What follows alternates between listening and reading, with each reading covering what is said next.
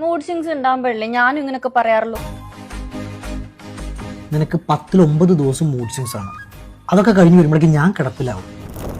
ശരിയാണ്, ഞങ്ങൾക്ക് mood swings ഉണ്ടാവാറുണ്ട്. ചിലപ്പോൾ ഈ വീഡിയോയിൽ പറഞ്ഞതുപോലെ 10-9 ദിവസം മൂഡ് സ്വിങ്സ് തന്നെ ആയിരിക്കും.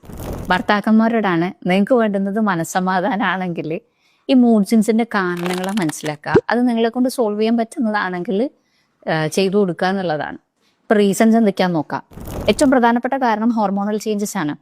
അതുകൊണ്ടാണ് കഴിഞ്ഞ ദിവസം അഭിഷാദ് ഗുരുവായൂർ മൂഡ് സ്വിങ്സിനെ കുറിച്ച് വീഡിയോ ചെയ്ത് സ്ത്രീകൾക്ക് എന്നും സ്വിങ് ആണ്, അതിനു പകരം പുരുഷന്മാർക്ക് ഞങ്ങൾക്ക് എന്തെങ്കിലും ഒരു സ്വിങ് വേണമെന്നൊക്കെ പറഞ്ഞപ്പം വിവാദമാവാനുണ്ടായിട്ടുള്ള റീസൺസ് ഇതാണ്. പുരുഷന്മാരുടെ ഹോർമോൺസ് സൈക്ലിക്കലായിട്ട്, അതായത് എല്ലാ മാസവും വേരിയേഷൻസിലൂടെ കടന്നു പോകുന്നില്ല.